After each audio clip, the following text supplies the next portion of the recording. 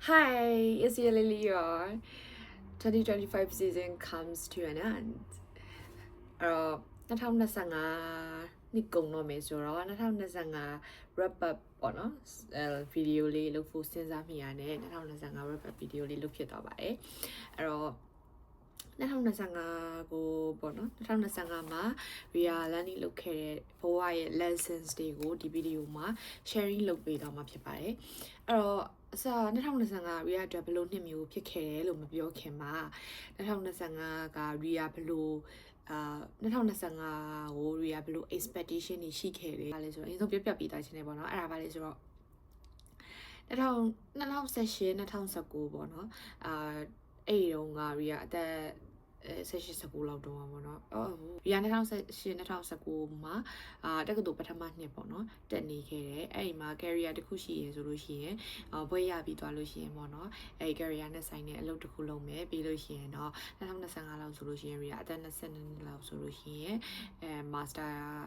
ပဲဖြစ်ဖြစ်ပေါ့နော်master နဲ့ရီယာပေါ့နော် join ခြင်းနဲ့university ရှိရပေါ့နော်အဲ့ဒီနိုင်ငံတစ်ခုကိုသွားမယ်ပေါ့နော်အဲ့လိုမျိုးပညာသင်သားခြင်းနေဆိုရဲအိမ်မက်လေးရှိခဲ့တယ်အဲ့လိုအစီအစဉ်လေးရှိရပေါ့နော်ဒါအဲ့တော့အဲ့ဒီတော့ရီယာတွေးထားရဲ့2025ခုနှစ်ဒီအသက်အရွယ်တစ်ခုရနေပြီအဲ့ဒီတော့ကတော့အသက်16ဆက်ခွင့်ဖြစ်တဲ့အတွက်ကြောင့်တွေးထားတာဒီအသက်က20ဒီဘဝရဲ့တော်တော်ကိုတည်ငြိမ်နေတဲ့ level ဖြစ်နေပြီပေါ့နော်အဲ့ဒီတော့ clear တွေးလို့ပြောရမယ်ထင်တယ်အဲ့တော့ဒါပေမဲ့အဲ့ဒီတော့ expectation နဲ့အခု reality check 2025ရဲ့ reality check ကဘာဖြစ်မလဲဆိုလို့ရှိရင် 2025မှာလဲ Ria တက္ကသိုလ်ပထမနှစ်ပါပဲ2025မှာလဲ Ria တက္ကသိုလ်ပထမနှစ်ပါပဲပေါ့နော်အဲ့တော့အဲ့ဒီတော့လို့ master နဲ့တခြားနိုင်ငံတစ်ခုခုမှာ join တာမဟုတ်ဘဲနဲ့အခုတော့ Ria မှန်ထားခဲ့ Ria သွားချင်ခဲ့တဲ့နိုင်ငံတော့မဟုတ်ပေမဲ့တခြားနိုင်ငံတစ်ခုပေါ့နော် Ria ကိုရီးယားမှာတက္ကသိုလ်ပထမနှစ်ကျောင်းတက်နေပါတယ်အဲ့တော့ငါက reality check နေလဲဆိုရင်အဲ့တော့ပေါ့နော် Ria သဘောကျခဲ့တဲ့ကိုရီးယား idol group ရှိရပေါ့နော်အဲ့ group ကို Ria 2025မှာဆိုလို့ရှိရင်တော့ Ria ကိုပိုင်ပိတ်ဆက်နဲ့တွေ့နိုင်မယ်ပေါ့နော်အဲ့လိုမျိုးစီစဉ်နေရှိခဲ့တယ်အဲ့လိုမျိုးအိမ်မက်တွေရှိခဲ့တယ်ဆိုရင်တော့အခုသဘောကျတဲ့ idol ကလာပြီးတော့ performance ဖျော်ဖြေလို့ပေါ့နော်ကျောင်းကခေါ်ပေးလို့ Ria performance ကိုအလကားကြည့်ခွင့်ရခဲ့တယ်အဲ့တော့ပေါ့နော်ဒါပေမဲ့အဲ့ဒီတော့က passion အဲ့ဒီတော့ကသဘောကျတဲ့စိတ်မျိုးဆိုတာတက်ပေါ့နော်အဲ့လိုမျိုးကိုယ့်ရဲ့ငြိမ်ရွေးမှုကိုကိုယ့်ရဲ့အိမ်မက်ဖြစ်လာတယ်လို့ပြောရမလားမသိဘူးเนาะကိုယ့်ရဲ့အစီအစဉ်တွေကပေါ့နော်ဖြစ်တာတခုကိုပြောရမယ်ဆိုတော့ဒါမျိုးတွေပေါ့နော်အဲ့လိုမျိုးတော့ရှိရဲဒါပေမဲ့2025မှာလဲ Ria အခုတက္ကသိုလ်ပထမနေ့တက်ရောက်နေပါတယ် lifestyle Ria စိတ်ကူးထားခဲ့တဲ့2025ဒီအရန်တည်ငြိမ်နေပြီးတော့ပေါ့နော်အသက်အရွယ်တစ်ခုရပြီးတော့ career တစ်ခုရှိနေတဲ့ lifestyle လို့စဉ်းစားထားခဲ့ရဆိုလို့ရှိရင်တကယ် reality check အနေနဲ့ဆိုရင်2025ဒီလုံးဝRia မသိတဲ့မျိုး Ria ရဲ့လုံးဝအစိမ့်သက်မျိုးတစ်ခုမှာဘယ်သူမှမရှိဘဲနဲ့ Ria တယောက်တည်းcareer တစ်ခုကိုနောက်ထပ်စဖို့ရဖြစ်လာတဲ့ပေါ့နော်လုံးဝကလေးအရွယ်ကပေါ့နော်လုံးဝဘယ်လိုပြောရမလဲလုံးဝအစပြိုးတဲ့နှစ်တစ်နှစ်ပြန်ဖြစ်လာပါတယ်အဲ့တော့ it's like the feeling of 2018 2025ကို Ria ပြန်ကြည့်မယ်ဆိုလို့ရှိရင်ဘာရှိခဲ့လဲဆိုလို့ရှိရင် Ria 2025မှာစိတ်ရောလူရောလုံးဝတယောက်တည်းဖြစ်နေခဲ့နှစ်တစ်နှစ်ပေါ့နော်ဘဝမှာအဲ့လိုမျိုးစိတ်ရောကိုယ်ရောတယောက်တည်းဖြစ်နေခဲ့နှစ်ကဒါပထမအဦးဆုံးထင်တယ်ပေါ့နော်လုံးဝintrovert လည်းဖြစ်တယ် Ria ကတယောက်တည်းနေတတ်တဲ့အကျင့်လေးရှိရဲဆိုပေမဲ့ပုံမှန်ဆိုလို့ရှိရင်အနည်းဆုံးမရှိဘူးဆိုတော့တကယ်ချင်း2ယောက်3ယောက်ပြီးနားမှာရှိရဲဒါမှမိသားစုရှိရဲစသဖြင့်မှာခုကတော့မိသားစုရောတကယ်ချင်းတွေရောအကုန်လုံးအဝေးမှာပေါ့နော်အဲ့လိုကိုအဝေးမှာဆိုတာတဲ့စိတ်ရောလူရောလုံးဝတယောက်တည်းလုံးဝတယောက်တည်းဆိုရဲနှစ်တစ်နှစ်ဖြစ်ခဲ့တယ်ပေါ့နော်အဲ့တော့2025ကိုခြုံကြည့်မယ်ဆိုလို့ရှိရင်တော့တယောက်တည်းအရာအလုံးကိုဖြတ်တန်းပြီးတော့တယောက်တည်းအစိမ့်သက်နေရာတစ်ခုမှာအရာအလုံးကိုဖြည့်ရှင်းနေခဲ့တဲ့Ria ဖြစ်ခဲ့ပါတယ်Taylor Swift ရဲ့တခြင်းတွေမှာ22ဆိုတာရှိရဖြစ်တဲ့အတွက်ကြောင့် Ria Taylor လည်းသဘောကျတာဖြစ်တယ် Taylor ကိုလည်း Ria ရမ်းကြိုက်တာဖြစ်တဲ့အတွက်ကြောင့်22 Ria လည်းအခုပေါ့နော်22 stage မှာရောက်နေတာဆိုတော့ကြတော့အရန်ကို romantic ဆန်မဲ့နှစ်တစ်နှစ်လို့ထင်ထားပြီမယ်ပေါ့နော်လုံးဝဘာ special ဖြစ်တဲ့ အခြေအနေတစ်ခုမှမရှိဘဲနဲ့လုံးဝတယောက်တည်းsingle ဖြစ်နေရအောင်ပဲပြော single ဖြစ်နေရအောင်ပြောတာမဟုတ်ဘဲနဲ့ပေါ့နော်လုံးဝဘယ်လိုပြောမလဲ social interaction လုံးဝမရှိဘဲနဲ့လို့20နှစ်ဆိုရဲအချိန်ကိုဟိုဖြတ်တန်းပြီးတော့ပေါ့နော်နေခဲ့ဆိုတာကလည်းလုံးဝ expectation နဲ့ reality နဲ့အရန်ကွာရဖြစ်တယ်ပေါ့နော်အဲ့တော့ဒီနှစ်ဒီထဲမှာဒီအဲ့တော့22နှစ်မှာတယောက်တည်းနေခဲ့တဲ့ VR ကဒီဗီဒီယိုဘာလို့လုပ်ခဲ့ရလဲဆိုရင်တယောက်တည်းဖြတ်တန်းရမယ်တယောက်တည်းဖြတ်တန်းနေတဲ့လူတွေလည်းအများကြီးရှိမယ်လို့ထင်တယ်ပေါ့နော်အထီးကျန်စွာဖြတ်တန်းနေမဲ့သူတယောက်တည်းအထီးကျန်စွာဖြတ်တန်းနေမဲ့သူတွေတယောက်တည်းပြဿနာတွေ struggle လုပ်နေတဲ့သူတွေအများကြီးရှိမယ်လို့ထင်တယ်အဲ့လူတွေအတွက်အဲ့တော့ RIA နဲ့ပေါ့နော်ဒါတငယ်ချင်းတွေစကားပြောသလိုမျိုးတငယ်ချင်းတယောက်ကပြပြပေးတဲ့အကြောင်းအရာတွေနားထောင်ပေးသလိုမျိုးနားထောင်နိုင်တဲ့ပေါ့နော်အကြောင်းအရာမျိုးတွေကို RIA sharing လုပ်ပေးသွားခြင်းလို့ဒီဗီဒီယိုကိုလုပ်လိုက်တာဖြစ်ပါတယ်အဲ့တော့ဒီနေ့ဒီထဲမှာမေးခင်ရတဲ့မိခွန်းတွေထဲမှာဆိုလို့ရှိရင်ပိတ်ရက်တွေမှာဘာလုပ်လဲတို့ဘယ်သွားလဲတို့တကယ်ချင်းနေနဲ့ဘာတွေပြောဖြစ်လဲတကယ်ချင်းနေပေးမှရှိလဲပါညာပေါ့နော်အဲ့လိုအမေခံရတိုင်းရီယာအများကြီးလည်းမပြောဖြစ်ဘူးနောက်တစ်ခုကကြာရင်ရီယာအရှိမပြောခဲ့သလိုပဲစိတ်ရောလူရောရီယာကလုံးဝတယောက်တည်းဖြစ်နေခဲ့တာဖြစ်တဲ့အတွက်ကြောင့်ရီယာအမြဲတမ်းရီယာပြန်ဖြေတဲ့အဖြေဒီပေါ့နော်တကယ်ချင်းမရှိဘူးရီယာဒီတိုင်းပဲတယောက်တည်းနေရဲဆိုတာမျိုးအဲ့တော့အကုန်လုံးအဲ့တော့ရီယာဖြေလေးကိုပဲကြားရင်အကုန်လုံးစဉ်းစားကြမှာဒီလုံးဝ lonely ပေါ့နော်သူအရင်အထီးကျန်ဆန်းမှာပဲသူဘဝကပေါ့နော်ဒီအရွယ်မှာဒီလိုမျိုးပြောစရာလည်းမရှိတယောက်တည်းနေရလုံးလေးအရင်ဖြစ်မှာပဲဆိုလို့ရှိရင်ပေါ့နော်ပြီးရမဖြစ်ဘူးလားဆိုလို့ရှိရင်လုံးလေးဖြစ်ပါတယ်အထီးကျန်ဆန်းပါတယ်ဒါဒီအယိုးသားဆုံးအယိုးသားဆုံးပြောရရင်ပေါ့နော်လုံးဝအထီးကျန်ဆန်းတယ်အဲ့တော့တစ်ဖက်မှာပြန်တွေးကြည့်လိုက်လို့ရှိရင်လည်းဒါပေမဲ့အထီးကျန်ဆန်းတာဒီရီယာတို့ဒီတယောက်တည်းရှိမှမဟုတ်ဘဲနဲ့အထီးကျန်ဆန်းတဲ့ခံစားချက်ဒီတဘာဝဆန်းတဲ့ခံစားချက်တစ်ခုဖြစ်တယ်လို့လည်းရီယာထင်တယ်ပြီးလို့ရှိရင်တယောက်တည်းရှိမှအထီးကျန်တာမျိုးကခံစားရတာမဟုတ်ဘူးပေါ့နော်လူတွေနဲ့ပေါင်းသင်းဆက်ဆံရေးမှာလူတွေနဲ့ဆက်ဆံနေရတဲ့အခါမှာလည်းကိုကပေါ့နော်ဒီ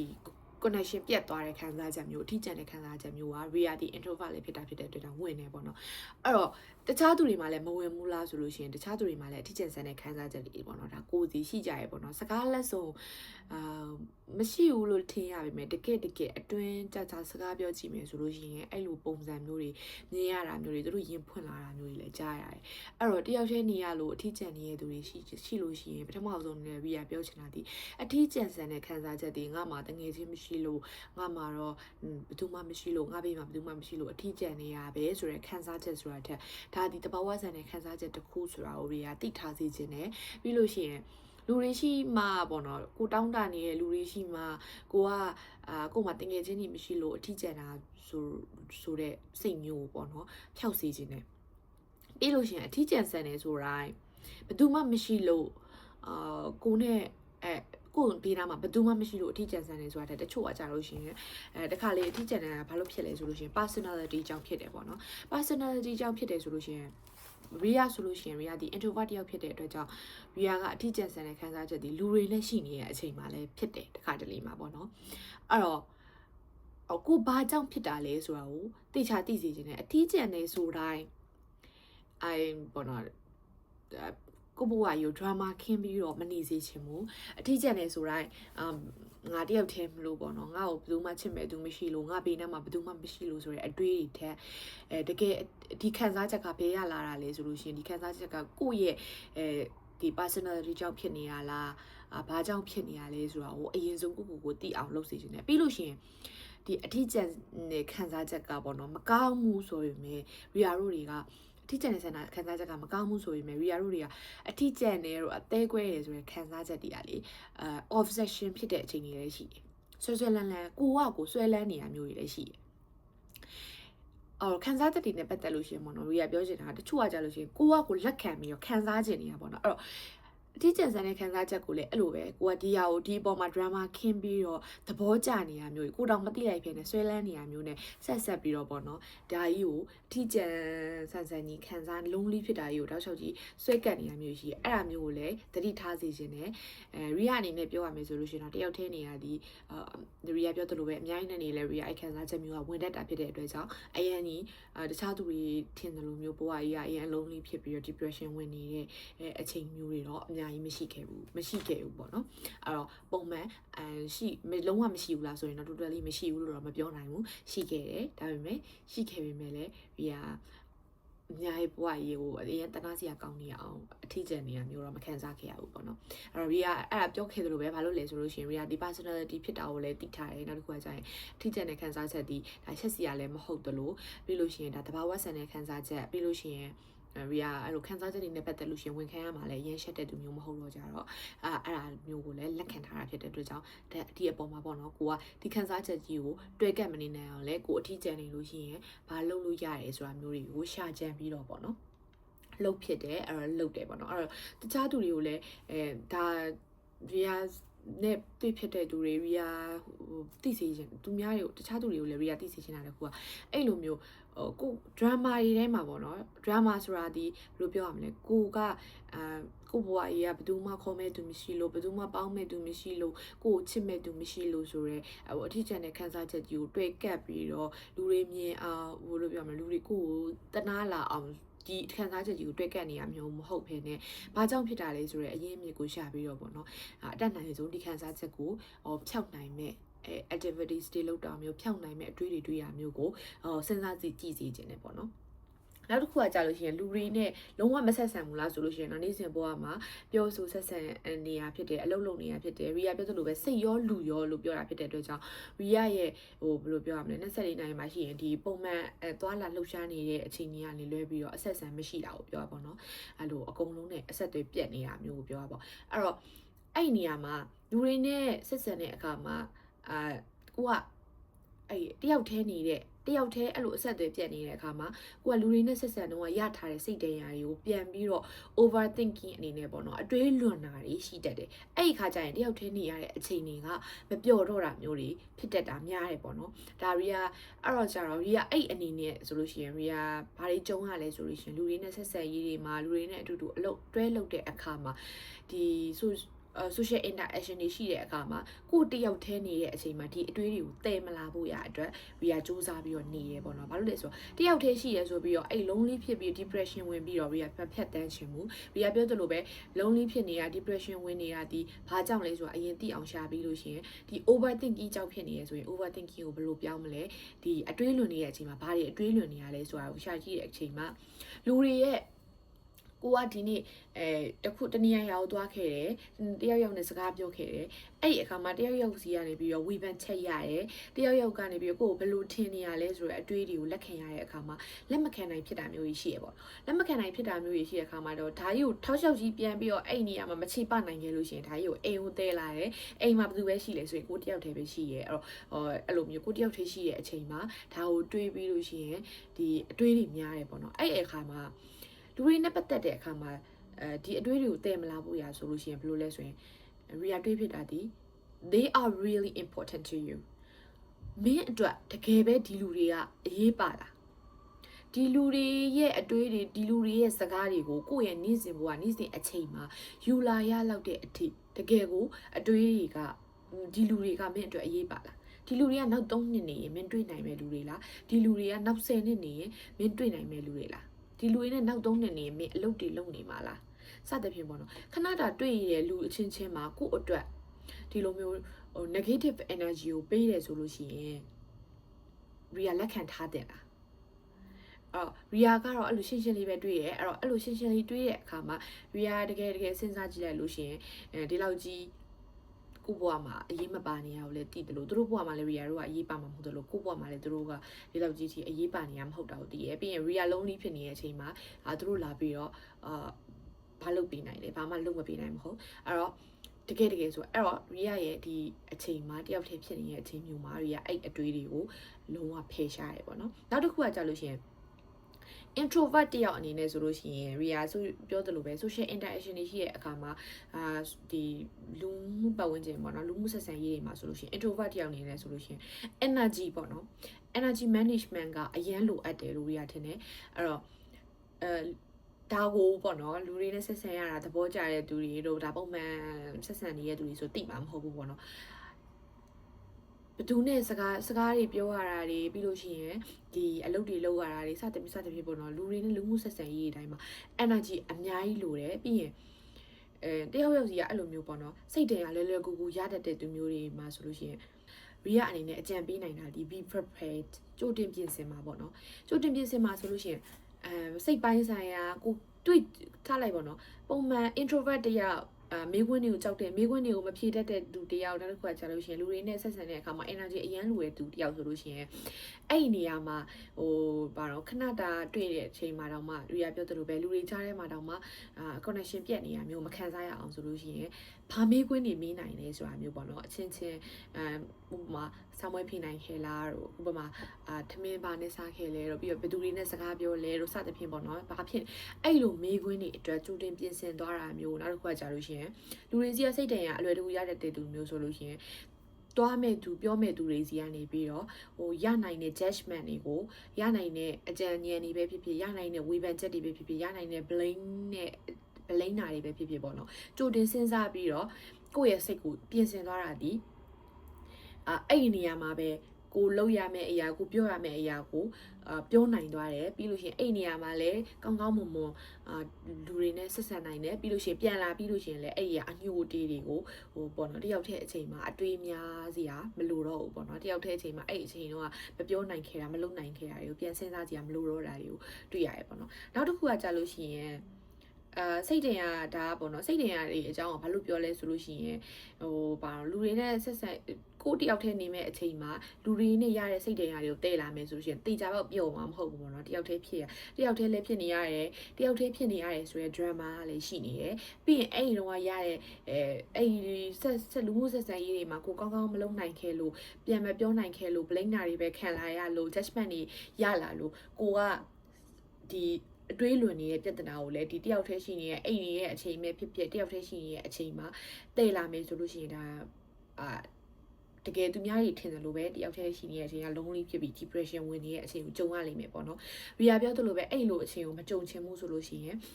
တခါလေးကျရင် think logically ပေါ့နော်။ MBTI နဲ့ပြောမယ်ဆိုလို့ရှိရင် MBTI မှာဆိုလို့ရှိရင်ဒီ T နဲ့ F နဲ့ရှိရပေါ့နော် T ဆိုလို့ရှိရင်အကုန်လုံးကိုပေါ့နော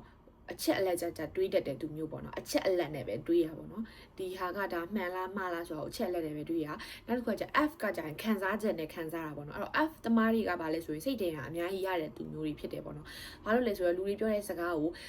ဒီတိုင်းနားထောင်တာမဟုတ်ဘဲနဲ့ခံစားချက်နဲ့နားထောင်တဲ့အခါ तू ဘာကိုပြောနေရလဲ तू ငါ့ကိုမကြိုက်လို့ပြောနေရလား तू ကလည်းဘာလို့လူပြောအဲ့လိုမျိုးခံစားချက်နဲ့နားထောင်တယ်အဲ့တော့ Ria ဆိုလို့ရှိရင်ဒီ T နဲ့ F နဲ့ဆိုဘယ်လိုဖြစ်မလဲဆိုရင် T 80% F 80%အဲ့တော့ဒါကိုတိလို့ပြောနိုင်တဲ့စကားပေါ့နော် T 80% F 80%ဒါဆိုရင်တခြားသူတယောက်ကိုတွားပြောလို့ရှိရင်100%ပဲရှိရအောင် T 50 F 50ဆိုနားလေသေးရဘာလို့ T 80 F 80လဲလို့ပြောမှာ Ria အနေနဲ့ဆိုလို့ရှိရင် Ria ကို Ria တေချာတိနေရဖြစ်တဲ့အတွက်ကြောင့် T လိုမျိုး Ria ဒီအချက်လက်ကြလဲ80%လောက်စဉ်းစားနိုင်တယ်ပေါ့နော်ဒါကိုချက်လက်ကြ Ria စဉ်းစားရမယ်ဆို80% F လိုမျိုးလဲအဲ့လိုအချက်လက်တိုင်းလုံးဝစဉ်းစားလို့လုံးဝမခံစားတတ်ဘူးလားဆိုလည်းမဟုတ်ဘူးတခြားသူတယောက်ခံစားရတဲ့ခံစားချက်ကိုအပြည့်အဝနားလည်ခံစားပေးနိုင်တဲ့ခံစားချက်မျိုးရှိရပေါ့နော်အဲ့တော့အဲ့ဒါလေအိပ်ဘက်မှာလည်း80%လောက်ရှိရအဲ့တော့ Ria ပြောချင်တာကခဏပြောဒီပေါ့နော်ခဏဒီဗီဒီယိုမှာလည်း mention လုပ်တဲ့အကြောင်းအရာပါလဲဆိုရင်ကိုတိပါပေါ့နော် know yourself ကိုတိပါဆိုရင်Ria ဆိုလို့ရှိရင်အသေးစိတ်လေးကအစကိုတိအောင်အများကြီးစူးစမ်းရတယ်ဘာလို့လဲဆိုလို့ရှိရင်ကိုကစိတ်ခံစားချက်ပိုင်းဆိုင်ရာတွေခန္ဓာကိုယ်ပိုင်းဆိုင်ရာ physically လဲပေါ့နော်ဒီခန္ဓာကိုယ်ပိုင်းဆိုင်ရာတွေကျန်းမာရေးပိုင်းဆိုင်ရာတွေမှာတော့ပုံမှန်လူသူများဖြစ်နေကြအကြောင်းအရာတွေသူများဖြစ်နေကြအဖြစ်အပျက်တွေနဲ့မတူတာတွေအများကြီးရှိရအဲ့တော့အဲ့လိုမတူတာရှိတဲ့အခါမှာဘာကွာလဲဆိုလို့ရှိရင်သူများရဲ့အကြံဉာဏ်တွေကိုအများကြီးလက်ခံလို့မရဘူးကိုတိမှဒါကိုကိုတိမှဒါပေါ့နော်ဒါကိုဘယ်လို fix လုပ်မယ်ဆိုတာကိုစဉ်းစားလို့ရတာတွေဖြစ်တယ်အဲ့တော့အခုပြောမယ်ဆိုရင်သူများတိမယ်ဆိုလို့ရှိရင် T50 F50 T လား F လားလို့ပဲတိမယ်ဆိုလို့ရှိရင်ကိုကမရတော့ဘူးပုံမှန်ဆိုလို့ရှိရင် MBTI မှာဆိုလို့ရှိရင် T လား F လားလို့ပဲရှိရ T မဟုတ်ရင် F မဟုတ်ရင် T ပေါ့နော်အဲ့တော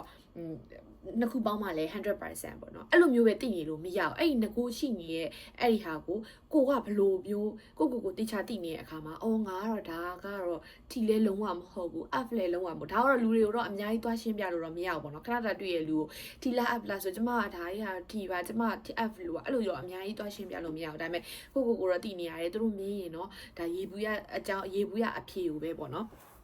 ဖြေရပေါ့နော် T ဆို T F လို့ဆို F ပေါ့နော်ဒါပေမဲ့ကိုတည်နေတဲ့အခါကြာလို့ရှိရင် F လို့လည်းသူများရဲ့ခံစားချက်တွေကိုနားလည်ပေးနိုင်တယ် T လို့လည်းအဲ့ခံစားချက်တွေကနေတစ်ဆင့်ဘလို့ပြောင်းပြီးတော့ဖြည့်ရှင်းရမယ်ဆိုတာမျိုးကိုဖြည့်ရှင်းပေးနိုင်တယ်ပေါ့နော်စသဖြင့်အော်ဒီနေရာမှာ think logically ဆိုတာကြရင် F လို့ခံစားနေလို့ရှိရင်စိတ်တရားတွေအများကြီးရတယ်အဲ့ဒါကြောင့် think logically ဆိုလို့ရှိရင် Ria တိလာရတဲ့အချက်က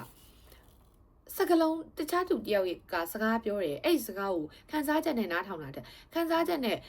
သူများတယောက်ရဲ့ခန်းစားချက်ကိုခန်းစားချက်လိုမျိုးလက်ခံပေးလိုက်တာလဲကောင်းတယ်ဆိုရင်တချို့အရာတွေကိုကြားလို့ရှိရင်ပေါ့နော်ကိုကထားလိုက် तू ကဓာကြီးကိုမကြိုက်ဘူးလို့ပြောလို့ရှိရင်ငါကြိုက်တဲ့အရာကြီးကို तू ဘာလို့ဓာကြီးကိုမကြိုက်တာလဲဆိုပြီးတော့စိတ်တန်ရာရမနေပဲနဲ့ပေါ့နော်ငါကြိုက်တာကို तू လိုက်ကြိုက်မပေးနိုင်ဘူးဆိုစိတ်တန်ရာရနေမယ် तू မကြိုက်လို့နေမှာပေါ့ तू အယောင်မကြိုက်လို့နေမှာပေါ့ဆိုရဲပေါ့နော် think logically तू မကြိုက်ဘူးလို့ပြောတာကိုမကြိုက်ဘူးလို့ပဲတွေးလိုက်ပေါ့နော်ကိုကြောင်မကြိုက်တာဆိုရဲနောက်ကစိတ်ခံစားချက်ကိုမတွေးစေချင်ဘူးအဲ့လိုပဲအရာရာတိုင်းကိုပေါ့နော်အလုပ်တစ်ခုမှာအလုပ်လုပ်တဲ့အခါမှာ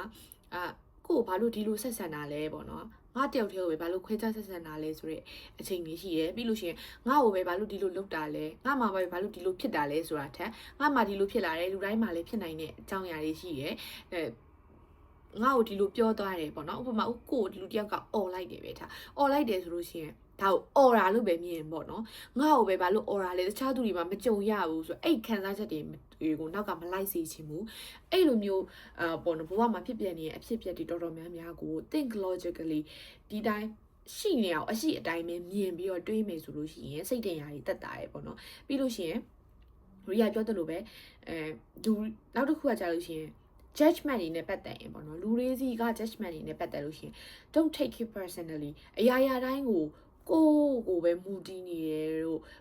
ကိုပဲပြောနေရဆိုတာမျိုးကိုမခံစားစေချင်ဘူးကိုပြောနေပေမဲ့သူတို့ရဲ့အတွေ့အခေါ်သူတို့ရဲ့အမြင်သူတို့ရဲ့ဘယ်လိုပြောရမလဲသူတို့ရဲ့ပေါ့နော်ဝေဖန်မှုတွေဒီသူတို့ဘဝတွေပေါ်မှာအခြေခံတယ်ပေါ့နော်သူတို့ဘဝတွေမှာအခြေခံတယ်ပြီးရင်သူတို့ကြီးပြင်းလာတဲ့နေရာတွေသူတို့သင်ယူလာတဲ့ပညာရက်တွေပြီးလို့ရှိရင်သူတို့သင်လာတဲ့ပညာတွေသူတို့တွေးခေါ်ပုံတွေသူတို့တန်ဖိုးထားမှုတွေပေါ်မှာအခြေခံတယ်ပေါ့နော်သူတို့ရဲ့ judgment ဒီကိုလုံးဝသူတို့ဝေဖန်လိုက်လို့သူတို့ပြောလိုက်တယ်လို့မျိုးကိုကဖြစ်မနေဘူးတကယ်တမ်းတော့အဲ့တော့အရာရာတိုင်းကို don't take it personally ဆိုတာလေ Ria ဒါဒီနှစ်ထဲမှာပေါ့နော် Ria တယောက်တည်းနေတဲ့အချိန်ကိုလုံးဝ peaceful ဖြစ်နေအောင်လို့အတက်နိုင်ဆုံး energy ကောင်းနေအောင်လို့ဒါအမြဲတမ်းပေါ့နော်လူတယောက်ရဲ့ judgment ကိုအများကြီးမယူအဲ့ Ria က judgment တစ်ခုကိုဘယ်လိုစဉ်းစားလဲဆိုလို့ရှိရင် Ria ဥပမာတစ်ခုပေးရမယ်ဆိုလို့ဥပမာဘဝတွေကဥပမာတစ်ခုRia ပြောပြရမယ်ဆိုလို့ရှိရင်ပေါ့နော်ဘာလဲဆိုရင်Ria အလုပ်ပထမအဆုံးဝင်တော့ပေါ့နော် Ria ရဲ့တတိယနေပြီးတော့တပတ်မြောက်မှာပေါ့နော်တကယ်တော့အဲ့တပတ်မြောက်မှာ Ria တတိနဲ့ Ria နဲ့အလုပ်ပထမအဆုံးတစ်ခေါက်ပဲတွေ့ဘူးရပေါ့နော်အလုပ်တူတူလုပ်တဲ့အခါမှာ Ria ကိုတခြားကောင်မလေးတယောက်နဲ့ရှင်းပြောရပေါ့နော်တခြားအလုပ်လုပ်တဲ့ကောင်မလေးတယောက်နဲ့ရှင်းပြောတာဘာလဲဆိုလို့ရှိရင် Ria ကတဲ့အလုပ်လုပ်တာတော်တယ်ပေါ့နော်တော်ပြီးလို့ရှိရင်မျက်စီရှိပြီးတော့ဘလို့ပြောအလုပ်ပဲတော်ပြီးတော့တကယ်တမ်းတော့သဘောကောင်းတဲ့သူမျိုးမဟုတ်ဘူးပေါ့နော်ပူပါပြောရမယ်ဆိုရင်အလုပ်တူတူလုပ်တဲ့သူတွေရဲ့ပေါ်မှာသဘောကောင်းနဲ့ညှိပေးတဲ့သူမျိုးမဟုတ်ဘဲနဲ့အလုပ်ကိုတော့တော်တယ်နောက်ကကြာမျက်စီရှိပြီးတော့ကိုတော်ဖို့အတွက်ပဲလုပ်တဲ့သူမျိုးပေါ့ဥပမာအဲ့လိုမျိုးပြောလိုက်တယ်အဲ့လိုမျိုးနောက်တစ်ယောက်ကကြာလို့ရှိရင် तू ကကြာရင်အလုပ်ကိုတော့အရင်ကြီး Ria လိုမျိုးတော့တိတ်ပြီးတော့ထားလိုက်ပေါ့နော်အဲ့လိုမျိုးမတော်ပေမဲ့ तू ကသဘောကောင်းတဲ့သူမျိုးပေါ့နော်အဲ့တော့Ria ကိုပြောရမယ်ဆိုလို့ရှိရင်တော့စိတ်တက်ကအရင်သဘောမကောင်းပေမဲ့လှုပ်တာတော်တယ်ပေါ့ဒါပထမအဆုံးအနေနဲ့ Ria နဲ့တရက်တွေ့ရဲ့အချိန်မှာပြောတဲ့စကားပေါ့နော်ဒါပေမဲ့ Ria ရဲ့ဘဝမှာပြဿနာတစ်ခုရှိခဲ့တာဒီ Ria ဒီအမြဲတမ်းအဲ့လိုမျိုးပေါ့နော်အရင်ကြီးကိုသဘောကောင်းတယ်လို့မပြောပေမဲ့ Ria တွေ့တဲ့လူတွေအပေါ်မှာအဲ့သဘောကောင်းတတ်တဲ့စိတ်လေးနည်းနည်းရှိတာဖြစ်တဲ့အတွက်ကြောင့်ဒါ Ria နဲ့တွေ့ဘူးတဲ့သူတွေထဲမှာဆိုလို့ရှိရင် Ria နဲ့တွေ့တဲ့သူRia တွေ့ခဲ့အလုပ်လုပ်တဲ့သူတွေမှာဆိုရင်Riaကိုတော့ဒါတွေ့တဲ့သူတွေနဲ့ရှိရင်တော့ဒါသဘောကောင်းတယ်လို့ပြောလို့ရမယ်အထင်မှာပါမယ်လို့ထင်တယ်ပေါ့နော်အဲ့တော့ဒါပေမဲ့ तू ပြောလိုက်တော့နည်းနည်းတော့ခံစားချက်မကောင်းဘူးဆိုပေမဲ့ဒါပေမဲ့အဲ့ဒါအပေါ်မှာ Ria စဉ်းစားလိုက်တာဒီ तू ဒီတစ်ပတ်တရက်ပဲတွေ့ရအောင် Ria ကိုဘယ်လိုလုပ်ပြီးတော့ဒီဟာဝေဖန်နိုင်တာလဲပေါ့နော်ဒါ Ria မဟုတ်ဘူးလေ तू ပြောလိုက်တာကို Ria personally ယူလိုက်မယ်ဆိုလို့ရှိရင်ဒါ personally ယူပြီးတော့ခံစားမယ်ဆိုလို့ရှိရင်ဒါပြဿနာကြီးသွားတယ်ဒါပေမဲ့ Ria အတိုင်းဒါကယ်လဲနောက်2လကြာလို့ Ria တို့ပြန်တွေ့တဲ့အခါမှာဘာပြောလဲဆိုတော့ Ria ကပေါ့နော်သဘောကောင်းပြီးတော့အလုပ်လုပ်တာလဲတော်တယ်ဆိုရဲဒီ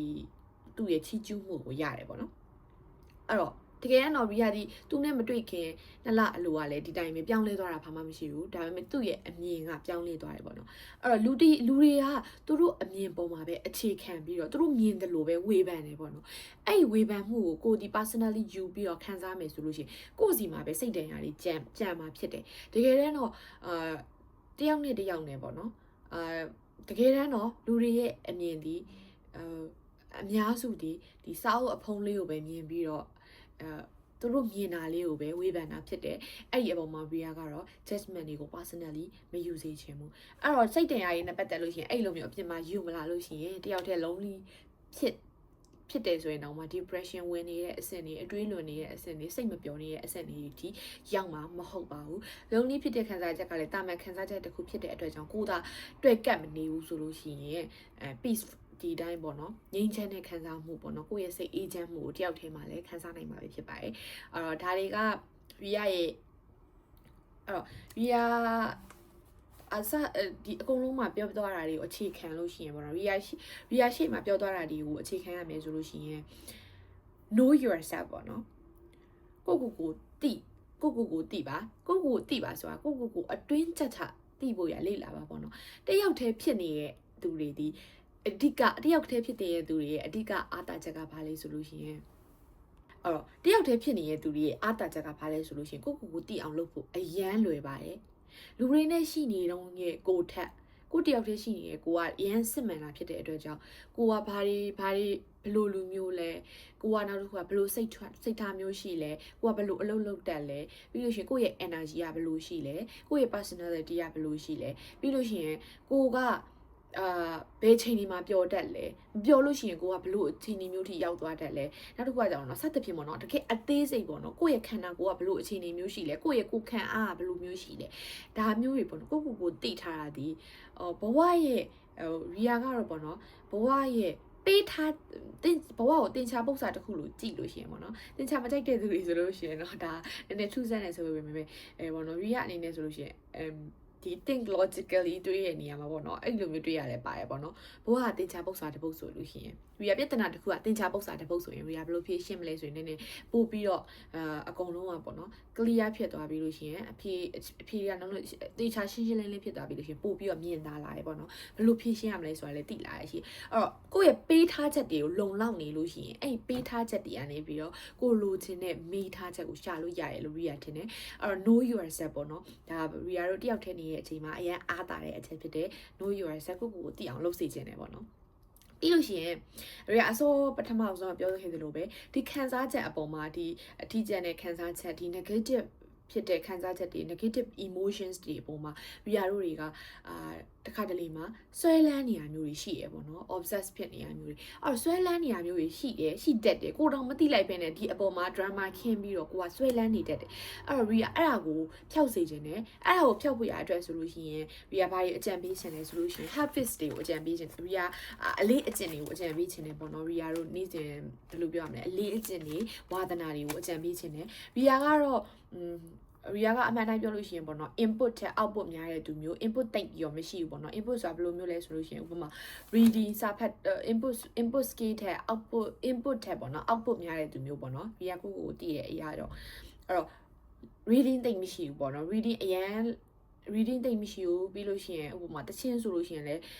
listening တချင်းနားထောင်တာမျိုးအကျင့်မရှိဘူး reading မရှိဘူးပေါ့နော်ဒါပေမဲ့ Ria ဘာမျိုးလုပ်ချင်လဲဆိုလို့ရှိရင်စာရေးတာတို့နောက်တစ်ခုကကြာလို့ရှိရင်အဲ့လိုမျိုးစာရေးတာတို့နောက်တစ်ခုကကြာလို့ရှိရင်ဘာလဲဆိုလို့ရှိရင်အဲ့တချင်းဆိုတာမျိုးလို့ကြာရင်ဆိုချင်တယ်ဒါပေမဲ့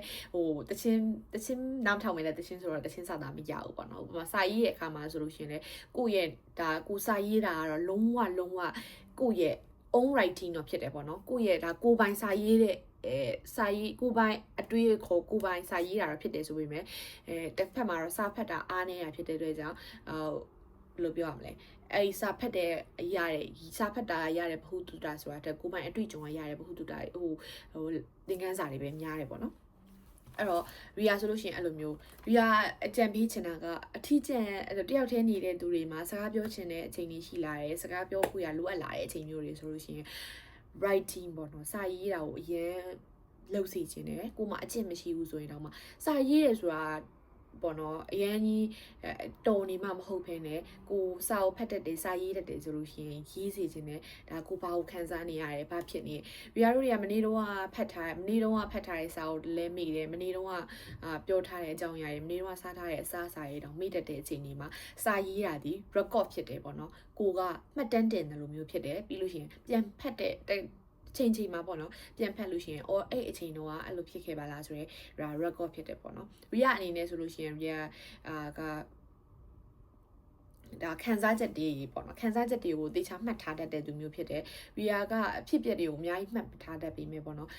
energy နဲ့ပတ်သက်လို့ရှိရင်လူတယောက်နဲ့ဆက်ဆံတဲ့အခါမှာအဲ့လူစီကနေကိုယ့်စီကိုတိုက်ရိုက်ရတဲ့ခန်းစားချက် energy အဲ့ဒါကိုမှတ်မိလို့ရှိရင်အဲ့လူကိုမှတ်မိနေတတ်တယ်ပေါ့နော်ဥပမာအဲ့လိုစာရေးတဲ့အခါမှာလည်းအဲ့လိုပဲအဲ့တော့အဲ့စာရေးတပုတ်ကိုရေးတဲ့အခါမှာအဲ့တုန်းကခန်းစားချက်ကိုပေါ့နော်တေချာပေါက်အဲ့စာကိုပြန်ဖတ်လို့ရှိရင်ပြန်ပြီးတော့မှတ်မိရဲ့အဲ့တုန်းကလုံးဝအဲ့တုန်းကဒီဇလန်တပုတ်လိုမျိုးပေါ့နော်အဲ့တုန်းက story တပုတ်လိုအဲ့တုန်းက story ကိုလုံးဝဗီဒီယိုတစ်ခုပြန်ကြည့်နေရတယ်လို့မျိုးပြန်ပြီးတော့မှတ်မိနေတတ်တယ်ပေါ့နော်အဲ့တော့စာရေးဖြစ်တယ်ပြီးရင်တချင်းဆိုတာပေါ့နော်တချင်းဆိုတာမျိုးတွေလုပ်ဖြစ်တယ်ပြီးရင် reality နဲ့ထဲမှာဆိုလို့ရှိရင်အကကိုပေါ့နော်ကိုလိုက်ပြီးတော့လေ့လာဖြစ်တယ်ပေါ့နော်ဒီအကနဲ့ပတ်သက်ပြီးတော့ပြောရမယ်ဆိုလို့ရှိရင် Ria တို့ depression ဝင်ကြတယ်အဲ့လို lonely ဖြစ်ကြတယ်ဆိုလို့ရှိရင်လူတွေကအိပ်ရထဲမှာပဲအိပ်နေကြတာအများကြီးပေါ့နော် Ria လည်းအဲ့လိုဖြစ်တာ Ria လည်းအဲ့လိုပေါ့နော်အိပ်ရထဲမှာအိပ်တတ်တဲ့အချိန်များဒါပေမဲ့ Ria အိပ်တာကကြာပါလဲဆိုတော့ Ria က stress really stressနည်းနည်းဖြည့်ဖြောက်တဲ့နီလန်နေရမှာရီယာအိတ်တာလည်းပါတယ်ပေါ့နော်ရီယာအိတ်လို့ရှိရင်stress တော့ပျောက်တယ်ပေါ့နော်ဒါပေမဲ့တစ်ဖက်မှာတော့အိတ်နေတာဖြစ်တဲ့အတွက်ကြောင့်ဘာမှတိုးတက်မှုမရှိဘူးပေါ့နော်အဲ့တော့ရီယာအနေနဲ့ဆိုလို့ရှိရင်ဒီဟာတစ်ခုရှိရသည်ဘာလဲဆိုလို့ရှိရင် body movement ပေါ့နော်တခုခုလေ့ကျင့်ခန်းပဲဖြစ်ဖြစ်လှုပ်စီရှင်တယ်စိတ်တက်ကြနေလို့တယောက်တည်းပေါ့နော်တယောက်တည်းဖြစ်နေလို့ဆိုပြီးတော့ပေါ့နော်အမြဲတမ်းကြီးအခန်းထဲမှာပဲနေပြီးတော့ depression ဝင်နေရမျိုးကိုပြီးရအာမပေးပါဘူးတယောက်တည်းပြီးရမလှုပ်စီခြင်းပေါ့နော်တယောက်တည်းရှိနေမှာလှုပ်ရှာလမ်းထရှောက်လိုက်တာပဲဖြစ်ဖြစ်ကြည်လင်ပြီးတော့ပြီးရတို့ပို့ပြီးတော့ဘယ်လိုပြောရမလဲရှင်းလင်းဖြစ်တယ်ပြီးလို့ရှိရင်စူးစီးမိသွားတယ်ပေါ့နော်ကိုယ့်ရဲ့အတွေးတွေကစူးစီးမိသွားတဲ့အတွေးလွန်တာတွေကနေပြီးတော့ဖေးရှားပေးနိုင်ပါတယ်အဲ့တော့ဒါရီယာပြောသလိုပဲကိုတိလာဖြစ်တဲ့အတွက်ကြောင့်ဒီခန်းစားချက်ကြီးအပေါ်မှာတွဲကပ်မနေခြင်းရီယာပြောင်းဖြစ်တဲ့အတွေ့အခေါ်တွေအဲ့ဒီပြောင်းဖြစ်တဲ့အလေးအကျင့်တွေပေါ့နော်အလေးအကျင့်တွေပြီးဝါသနာတွေကဒါဥပမာပြပြပေးရဖြစ်ပါတယ်အဲ့တော့ကိုနဲ့ကြိုက်မဲ့ဝါသနာမျိုးကိုဒါဒီရီယာဘာလို့ဝါသနာတွေကိုရီယာဝါသနာတွေကိုပြပေးရလဲဆိုလို့ရှိရင်ဒီဝါသနာတွေကိုကိုနဲ့ကြိုက်တဲ့ဝါသနာမျိုးကိုရှာကြည့်စေခြင်းနဲ့ပေါ့နော်အဲ့တော့ဒီဝါသနာတွေကိုရှာဖို့ရအတွက်ဆိုလို့ရှိရင်လည်းရီယာလိုမျိုးပေါ့နော်ရှာလို့ရှိရင်ပင်ပန်းနေပေါ့နော်ကိုနဲ့ဘာကြိုက်မလဲဆိုတော့တစ်ခုချင်းစီလိုက်ရှာကြည့်ရင်ပင်ပန်းနေအဲ့တော့ကိုနဲ့ဘာကြိုက်မလဲဆိုတာသူများတွေအဲ့လိုမျိုးအချိန်မှာဘာလုပ်လဲဆိုတာမျိုးတွေကနေပြီးတော့တစ်ခုချင်းစီလုပ်ကြည့်ရင်းနဲ့ကြိုက်မကြိုက်ရှာတာကပို့ပြီးတော့ညံနေပေါ့နော်အဲ့လိုမျိုးရီယာလိုမျိုးများစွာတော့တဲ့သူများကိုလည်းနားမထောင်ဟိုစာလည်းမဖတ်ပင်နဲ့အဲ့လိုမျိုးလိုက်ရှာတာတဲ့ဒီလိုရီယာပြပြတာတွေကတခြားသူတွေပြပြတာတွေကဥပမာငါစာလေးရေးကြည့်ရင်ပျော်လာနိုင်မလားငါတချင်းလေးလိုက်ဆိုကြည့်ရင်ပျော်လာနိုင်မလားဒီခန်းစားချက်ကြီ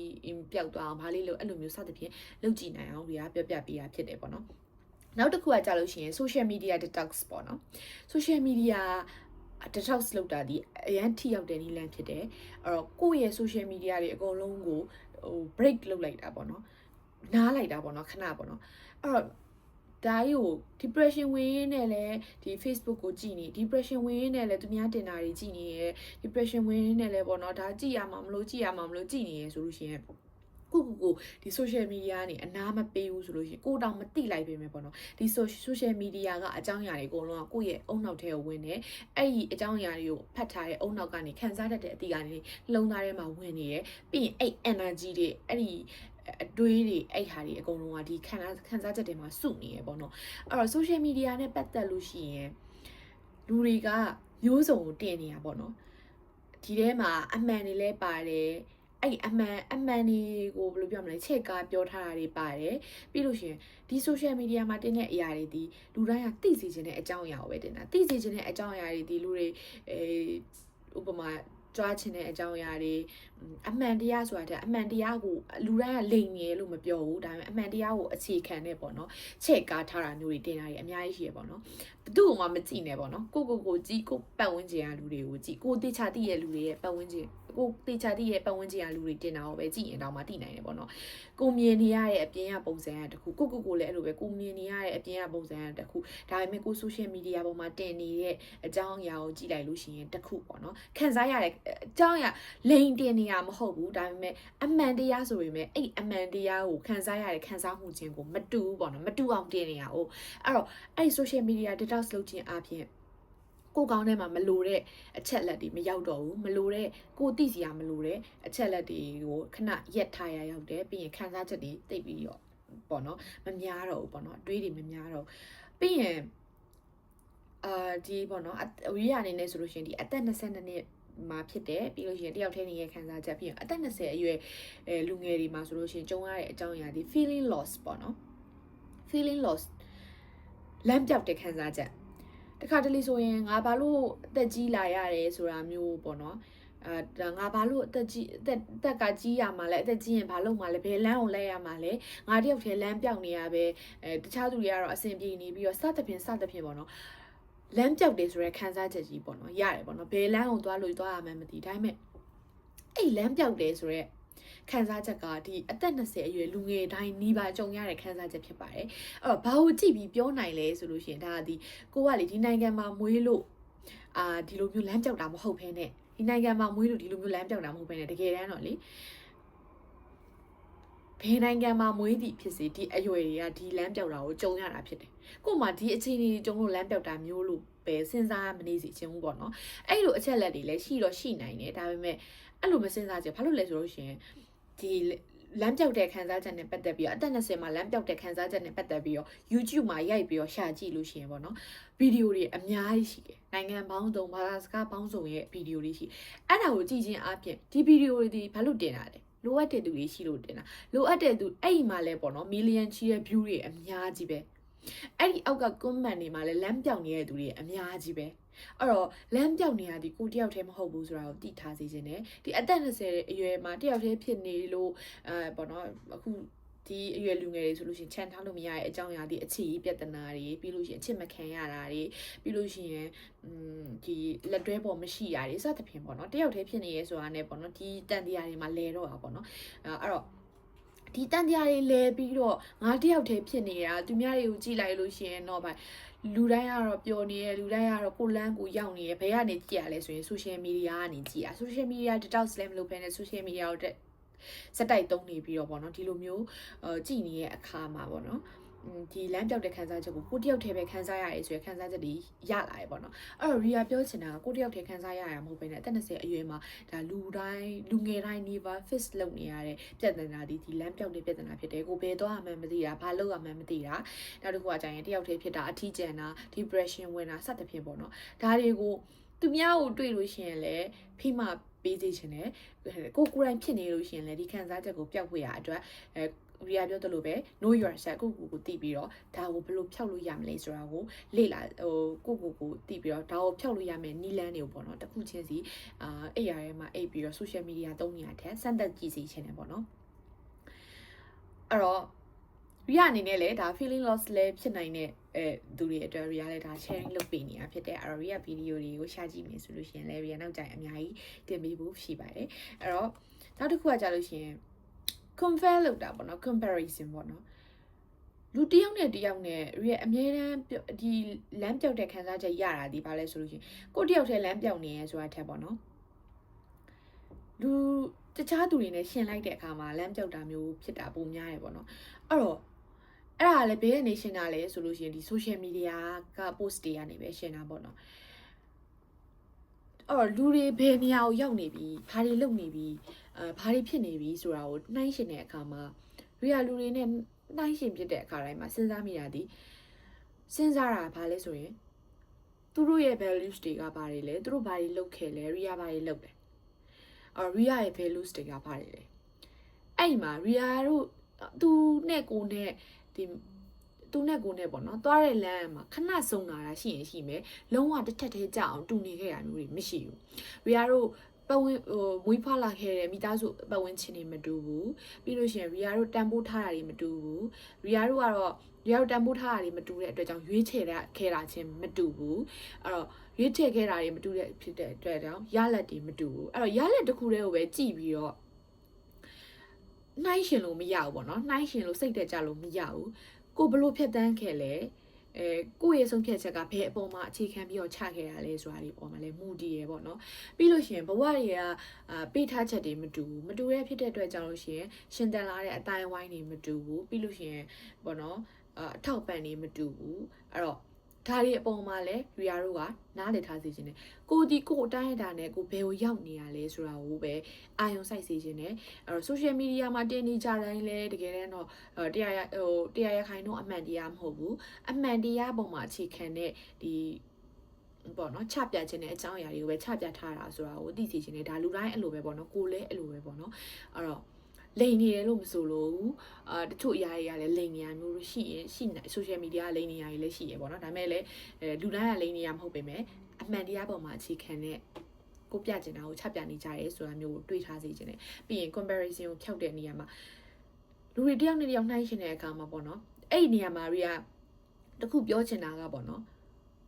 အဲ့လိုရီကပြောလို့ပေါ့နော် तू ကဓာကြီးလောက်တာကိုဓာကြီးရမှာပေါ့ဆိုတဲ့ဟိုဘယ်လိုပြောရမလဲ jealousy ပါလာတဲ့အတွေးတွေနဲ့ပေါ့နော်မနိုင်စေခြင်းဘူးအဲ့လား jealousy ပါလာတဲ့အတွေးတွေနဲ့ကိုလည်းမနှစ်သိမ့်စေခြင်းဘူးပေါ့နော်ဘာလို့လဲဆိုလို့ရှိရင်သူများကိုမနာလိုဝင်တိုးစိတ်ကနေပါလာတဲ့အမလေး तू ဒါကြီးကတော့ तू ကဒါမျိုးကြီးလောက်ခဲ့လို့ဆိုတာမျိုးဆိုတာတဲ့ကိုဘွားကိုပဲအာယုံစိုက်ပြီးတော့ပေါ့နော်ကိုရဲ့ jealousy issue ကိုလည်းပြင်စေခြင်းနဲ့အဲ့ဒီအပေါ်မှာလဲဘာလို့ဆိုရလူတစ်ယောက်ကမနာလိုဝင်တိုးဖြစ်နေပြီဆိုလို့ရှိရင်လည်း energy ကမကောင်းနေဘူးအဲ့မကောင်းနေတဲ့ energy ကိုလည်းပြင်စေခြင်းနဲ့ဒီဟာတော်တော်များများမှာလည်းအဲ့ဟာပြင်လို့မရပဲနဲ့ပေါ့နော်တချို့ကကြတော့ရှင်ဒီမနာလိုကိုဒီ jealousy ဖြစ်နေအောင်တော့မသိပဲနဲ့ပြင်လို့မရတဲ့မပြင်လို့မရပဲနဲ့ပေါ့နော်ထုတ်ပြောတာမျိုးဒီထားလိုက်ပေါ့နော်ကိုကနှိုင်းရှင်မိနေရနေပြီးတော့တယောက်ရဲ့ကိုနှိုင်းရှင်တဲ့သူရဲ့ချီကျူးစကားကြားရတဲ့အခါမှာအဲ့ဒါကိုမနေနိုင်မဲနဲ့ပေါ့နော်ချီကျူးတာကိုမနေနိုင်မဲနဲ့ထပြီးတော့ပြောမိတာမျိုးတွေရှိရပေါ့နော်အဲ့ဒါမျိုးတွေကအရန်ကိုရီးယာအနေနဲ့ဆိုလို့ရှိရင်မြင်ရတာအရန်စိတ်မတက်တာဖြစ်တယ်ပေါ့နော်အဲ့လိုမျိုးလဲ smart ကြရဲလို့လည်းမခံစားရဘူးပေါ့နော် smart ကြနေတဲ့လူတယောက်ဆိုရင်တော့အဲ့ jealousy ကိုမြင်လိုက်ရပြီဆိုလို့ရှိရင်ဒါအကုန်လုံးလဲစကားရည်လည်းကြည့်ကြမှာပဲစကားထဲမှာဆိုလို့ရှိရင်သိရမလားဟိုစကားရည်ထဲမှာဆိုလို့ရှိရင်အဲ့လိုမျိုးထပြီးတော့မင်းသမီးကိုပဲဖြစ်ဖြစ်မနာလို့ပြောလိုက်ပြီးဆိုတော့ဘာကြီးလဲဆိုတာမျိုးဖြစ်ပေမဲ့အပြင်လက်တွေ့ဘဝမှာအဲ့လိုအခြေအနေတွေအများကြီးကြုံရပါတယ်အများကြီးလည်းတွေ့ရပါတယ်ဒါပေမဲ့ကိုလည်းဖြစ်နေတာမျိုးတွေရှိတတ်ပါတယ်အဲ့ဒီခါကျလို့ရှိရင်လည်းကိုလည်းအဲ့ဒီပုံစံဖြစ်နေရင်ဆိုတာကိုပေါ့နော်သတိထားစေချင်တယ်ပေါ့နော်အဲ့တော့ရီယာပြောရမယ်ဆိုလို့ရှိရင်ဒီပေါ့နော်ရီယာအနေနဲ့စဉ်းစားမယ်ဆိုလို့ရှိရင်ရီယာဒီပြဿနာတွေအကုန်လုံးကိုတင်ချပု္ပ္ပစာတစ်ခုအနေနဲ့စဉ်းစားတယ်တင်ချပု္ပ္ပစာတစ်ခုမှာဆိုလို့ရှိရင်ရီယာတို့တွေဒီပေးထားချက်ကိုအရင်ရှာတယ်ပြီးရင်မေးထားချက်ကဘာလဲဆိုတာရှာတယ်ပြီးရင်အဲ့ဒီမေးထားချက်ကိုရဖို့ရအတွက်အဲ့ပေးထားချက်တွေကိုအသုံးပြုပြီးတော့ဘယ်လိုမျိုးဒီပြဿနာကိုဖြေဒီပု္ပ္ပစာကိုတွက်မလဲပေါ့နော်ဒီပု္ပ္ပစာကိုတွက်တဲ့အခါမှာဘယ်လိုပြောရမလဲဘယ် equation ကိုသုံးမလဲနောက်ပြီးလို့ရှိရင်ရှိပြီးသားဘယ်ပေါ့နော်ရှိပြီးသားဘယ်ဟိုဘယ်လိုပြောရမလဲဘယ် equation ကိုသုံးမလဲပြဿနာဖြစ်ချင်းဒီပု္ပ္ပစာကိုတွက်တဲ့နီးလန်းနေထဲမှာဘယ်နီးလန်းကိုသုံးမလဲဆိုတာမျိုးတွေကိုပေါ့နော်ရီယာတို့ကစဉ်းစားရတယ်ဟုတ်အဲ့တော့အဲ့လိုပဲရီယာတို့တည်ထားရမှာတည်တယ်ဘဝမှာပေးထားချက်ဖြစ်တဲ့ကိုဘဝကကိုကဘာလဲကိုဘဝမှာဘာတွေရှိလဲကိုရဲ့အရေးချင်းတွေကဘာတွေလဲစသဖြင့်ဒါတွေကိုပေါ့နော်ဒါတွေကတိဖို့ရအရန်ကိုအချိန်ပေးရတယ်လေ့လာရတာဖြစ်တယ်အဲ့တော့အဲ့ဒါကိုဒီကတိအောင်လုပ်စေခြင်းတယ်ပေါ့နော်ပြီးလို့ရှိရင်မေးထားချက်ကဘာလဲဆိုတော့မေးထားချက်ကြရင်ဘဝမှာဘယ်လိုရှာလဲဆိုရင်မေးထားချက်ဒီကိုဘာလိုချင်တာလဲဘာဖြစ်ချင်တာလဲကိုလိုချင်တဲ့အရာဘာလဲအဲ့လိုချင်တဲ့အရာကိုရဖို့ရတဲ့ဒီပေးထားချက်တွေကိုသုံးပြီးတော့ကိုလောက်ရမယ်နီးလန်းကဘာလဲဆိုတာကိုပေါ့နော်ချင်းကက်လို့ရှိရင်အဖြေကိုရဖို့ရလွယ်တယ်ပေါ့နော်ပြီးလို့နီးစက်အဖြေကိုရတယ်ပေါ့နော်အဖြေနဲ့နီးစက်ဖို့မြန်တယ်ဒါပေမဲ့ဘဝမှာနေထိုင်တဲ့ပေါ့နော်ပုံစံကတော့ဘယ်သူ့ရဲ့နေထိုင်မှုကမှ100%မှန်ကန်တယ်လို့ပြောလို့ရမယ်လို့မထင်ဘူးဘသူ့ရဲ့အတွေ့အခေါ်မှ100%မှန်တယ်လို့ပြောလို့မရမယ်မထင်ဘူးအဲ့တော့ဒါပေမဲ့အမှန်ကန်ဆုံးဖြစ်မဲ့ပေါ့နော်လောကနိယာမတွေမှန်ကန်တဲ့လောကနိယာမတွေကိုသိထားပြီးတော့အမှန်ကန်ဆုံးဖြစ်မဲ့နိလန်းတွေကိုအတက်နိုင်ဆုံးရွေးချယ်ပြီးတော့ သုံးတက်ဖို့ရတော့ကိုကစူးစမ်းရမယ်ဖြစ်တယ်ပေါ့နော်အဲ့တော့ဒီနှစ်ထဲမှာနောက်ထပ်သိရတာတစ်ခုဒီနေ့ထဲမှာရီယာလုံးဝသိရတာတစ်ခုဒီ experience is everything မှာတကယ်ကိုဘဝအတွေ့အကြုံဆိုတာလုံးဝလိုအပ်ပါတယ်အဲ့တော့စာရီဖက်လို့ဆိုတာတဲ့အဲ့တော့ကိုမကောင်းတာတွေဖြစ်လာလို့ဒါမှမဟုတ်ပြဿနာတွေဖြေရှင်းနေရလို့ဆိုလို့ရှိရင်လဲပေါ့နော်ပြဿနာတွေဖြေရှင်းနေရတယ်ဆိုပြီးတော့လဲအရန်ကြီးဒီပြဿနာတွေဘာလို့ကိုမှပဲဖြစ်နေရတာလဲဆိုတာပဲမတွေးဘဲနဲ့ပေါ့နော်ပြဿနာတစ်ခုကိုဖြေရှင်းပြီးသွားလို့ရှိရင်နောက်ထပ်အလားတူပြဿနာဖြစ်လာလို့ရှိရင်အဲ့ address track မရတော့ဘူးပေါ့နော်အဲ့ပြဿနာကိုဖြေရှင်းဖို့ရလဲတကယ်ဖြေရှင်းကြည့်မှလက်တွေ့လှုပ်ဆောင်တဲ့နည်းလမ်းတွေကိုကသိရဖြစ်တဲ့အတွက်ကြောင့်အဲ့တော့ရီယာအနေနဲ့တွေးမယ်ဆိုလို့ရှိရင်ဒါဘာဒီအလုပ်တစ်ခုပြဿနာတစ်ခုဝင်တော့ဝင်ဖို့တစ်ခုကိုဖြေရှင်းပြီးတိုင်းမှာတစ်ခုလေ့လာလိုက်ရတာဒီနောက်တစ်ခါဒီလိုပြဿနာမျိုးဖြစ်လာလို့ရှင်ရီကအလွယ်တကူဖြေရှင်းနိုင်တဲ့စီနီယာတယောက်ဖြစ်သွားတယ်ပေါ့နော်ဒါရီကအရန်ကိုသဘောကျရတဲ့အချက်ဖြစ်တယ်အဲ့တော့ဒီပြဿနာတွေ struggle လုပ်ရတိုင်းမှာအရန်သဘောကျရတဲ့ကိုယ့်အတွက်အကျိုးရှိရလို့ခံစားရတဲ့အချက်ဖြစ်တယ်အဲ့တော့ experience is everything ပါ you guys အဲ့တော့ကိုအတွေ့အကြုံမရှိဘူးဆိုလို့ရှိရင်အတွေ့အကြုံရတယ်လို့ပဲသဘောထားပြီးတော့အရာရာတိုင်းကိုဖြည့်ရှင်းစေချင်ပါတယ်အဲ့တော့တယောက်တည်းနေရတဲ့ experience ကိုလည်းအကုန်လုံးပေါ့နော်တယောက်တည်းနေကြည့်စေချင်တယ်ဝင်ရီယာဆိုလို့ရှိရင်ဒီလိုမျိုး sharing လုပ်ပေးနိုင်တယ်ဒီလိုတယောက်တည်းနေတဲ့အခါမှာအဆင်ပြေအောင်ပြပေးနိုင်တယ်ဆိုတာလည်းရီယာတယောက်တည်းနေတဲ့ experience ရှိလို့ဖြစ်တယ်အဲ့တော့reality experience ကနေပြီးတော့လူတွေ lonely ဖြစ်တဲ့ထင်ကြမယ် depression ဖြစ်တဲ့ထင်ကြမယ်ဆိုရင်မဲ့ reality depression lonely မဖြစ်အောင်လဲ real ဖြည့်ရှင်းနိုင်တဲ့နည်းလမ်းတွေကိုဒီလိုမျိုးကိုရှာနိုင်တယ်ပြီးရင်ဒါကိုလည်းတစ်ဆင့် sharing လုပ်နိုင်တယ်ဒီ sharing လုပ်တာကိုလည်းဒီလို video ရိုက်ထားနိုင်တယ်ဖြစ်တဲ့ real အတွက်တော့ဒါဒီ experience ကို sharing လုပ်နိုင်တဲ့အကျိုးမြတ်ဖြစ်တယ်အဲ့တော့ real ကအလုပ်တစ်ခုခုဖြစ်ဖြစ်ပြဿနာတစ်ခုခုပဲဖြစ်ဖြစ် real ပေါ်မှာပေါ့နော်ဘာအကျိုးရှိလဲဆိုတာကိုတွေးဘာအကျိုးရှိလဲဆိုတာကိုရှာချင်တဲ့သူမျိုးဖြစ်တယ်အဲ့လိုအကျိုးရှိမှလည်းတခုခုလုပ်ချင်တဲ့သူမျိုးဖြစ်တယ်အဲ့တော့ဒီနှစ်မှာရီယာဘောနော် loss ဖြစ်ခဲ့တဲ့ခံစားချက်တွေ depression ဖြစ်ခဲ့တဲ့ခံစားချက်တွေ lonely ဖြစ်ခဲ့တဲ့ခံစားချက်တွေဒါတွေကိုတယောက်တည်းရုန်းကန်ပြီးတော့ဖြည့်ရှင်းနိုင်ခဲ့တယ်ဒီဗီဒီယိုလုပ်နိုင်ခဲ့ရတယ်ရီယာဒီအကျိုးရှိတာရီယာရဲ့ဒီ experience ကအကျိုးရှိရလို့ထင်တယ်ပေါ့နော်ပြီးလို့ရှိရင်ဒီနှစ်ထဲမှာပေါ့နော်နောက်ထပ်ပေါ့နော်ဒီ2025အဆုံးလေးမှာပဲရီယာပြန်ပြီးတော့ကို remind ဖြစ်လာတဲ့ lesson တစ်ခုသင်ခန်းစာတစ်ခုကဘာလဲဆိုလို့ရှိရင်ပြန်ပြီးတော့သတိရဖြစ်တဲ့ lesson တစ်ခုကဘာလဲဆိုရင် karma is so real ဝိကျွေးဆိုတာတကယ်ရှိရပေါ့နော်ဝိကျွေးဆိုတာတကယ်ရှိရအဲ့တော့ဒါကိုနည်းနည်းလေးမိနေရကြပြီပေါ့နော်ဝိကျွေးကိုမှဘယ်လိုပြောရမလဲအဲ့တော့ရီယာဆိုလို့ရှိရင်ပေါ့နော်ရီယာကိုတခုခုလာလုပ်တယ်ဆိုလို့ရှိရင်ကိုမှာတခြားတယောက်ကြောင့်မကောင်းတာတခုဖြစ်တယ်ပဲထားကိုတခုလာလုပ်တယ်ဆိုလို့ရှိရင်ပြန်ဖြေရှင်းပြီးတော့လက်စားချီတတ်တဲ့သူမျိုးတော့မဟုတ်ဘူးပေါ့နော်ဒါပေမဲ့အရန်ကြီးခံနေတတ်တဲ့သူလက်စားချီတတ်တဲ့သူမျိုးမဟုတ်ဒါပေမဲ့နောက်ပိုင်းမှာကိုတခုခုလာလုပ်တဲ့သူတိုင်းမှာလည်းပေါ့နော်ပြန်ပြီးတော့မတော်တဆပဲဖြစ်ကြားရတဲ့အကြောင်းအရာတွေကမကောင်းတာမျိုးတွေရှိရပေါ့နော်ရီယာအနေနဲ့ဆိုလို့ရှိရင်တော့ရီယာတခြားတယောက်ရဲ့မကောင်းတဲ့တင်းကိုတကယ်ကိုပေါ့နော်စိတ်ရင်းနဲ့ကိုမကြားချင်တဲ့သူမျိုးပါကိုနဲ့တဲ့သည်ဖြစ်စေမတဲ့သည်ဖြစ်စေရီယာပေါ့နော်ကိုကိုလည်းမကောင်းတာလားမလုပ်စေချင်တယ်လို့မကောင်းတာတခုခုကိုလည်းကြားပြီးတော့ပေါ့နော်တခြားတယောက်ရဲ့မကောင်းတဲ့တင်းကိုကြားပြီးတော့လည်းပျော်ရတဲ့ခံစားချက်ကိုမကြိုက်ပါဘူးပျော်လည်းမပျော်ချင်ပါဘူးပေါ့နော်ပျော်လည်းမပျော်ချင်ပါဘူးအဲ့တော့ဒါပေမဲ့အဲ့လိုဖြစ်သွားတိုင်းမှာပေါ့နော်ငါရီယာတောင်မရီယာစိတ်ကနေပြီးတော့သူမကောင်းတာဖြစ်ပါစေလို့တောင်စိတ်မရှိဘဲနဲ့ဘာလို့သူတို့မကောင်းတာတွေပေါ့နော်ဖြစ်သွားရတာလဲလို့တွေးလိုက်တဲ့ချိန်တိုင်းမှာသူတို့ဘဝအစင်မပြေဖြစ်သွားရတာလဲလို့တွေးလိုက်တဲ့ချိန်တိုင်းမှာစိတ်မကောင်းတော့ဖြစ်တယ်ပေါ့နော်ဒါပေမဲ့တခု remind ဖြစ်ရတာကဘာလဲဆိုလို့ရှိရင် karma is real ပါအဲ့တော့ကိုလည်းအဲ့လိုပါပဲကိုလည်းအဲ့လိုပဲရီယာဆိုလို့ရှိရင်ရီယာပေါ်မှာတခုခုဖြစ်လာရဲဆိုလို့ရှိရင်ပေါ့နော်ငါဘာလုပ်ခဲ့လို့ဖြစ်တာလဲဆိုတော့တန်းပြီးတော့တိရလောက်တဲ့အထီပေါ့နော်အဲ့လိုပြန်ပြီးတော့ check လုပ်တယ်တကယ်လို့မှရှေ့မှာမလုပ်ခဲ့ဘူးကိုမှအခုဖြစ်နေရဲဆိုလို့ရှိရင်ငါနောက်ကိုလုပ်ဖြစ်မဲ့အပြုတ်အမူမျိုးဖြစ်နိုင်လားဆိုတာအတွက်အခုဆိုရင်ရန်တတိထားဖြစ်တယ်ပေါ့နော်တကယ်ရီယာပေါ့နော်ထူးထူးဆန်းဆန်းပြောရလဲဖြစ်မဲ့ထူးထူးဆန်းဆန်းပြောတယ်လို့လည်းဘေးရလူကြီးပြောကြပြီမဲ့ပေါ့နော်ဝကျွေးရပေါ့နော်နောက်ဝကြီးကဆက်ရတာမျိုးပဲမဟုတ်ဘဲနဲ့ကြိုပြီးတော့လဲတာမျိုးတောင်ရှိရပေါ့နော်။ဘာလို့လဲဆိုရင်ကိုနောက်မှာလုံမဲ့တခြားတယောက်ကိုလုံမဲ့အပြုတ်မှုမျိုးကိုကရှေ့မှာခံရတာမျိုးပေါ့နော်။အဲ့ဒါမျိုးကရီယာဘွားမှာငငယ်လေးကလေးရပေါ့နော်။တကယ်ကြုံခဲ့ရတာရှိရ။နောက်ကြလို့ရှင်တော့ငါအဲ့လိုမျိုးမလုံလောက်ပါဘူးလို့တွေးပေမဲ့ရီယာတကယ်သူတို့လိုမျိုးနောက်ကြရင်တခြားတယောက်ကိုလုံဖြစ်တာမျိုး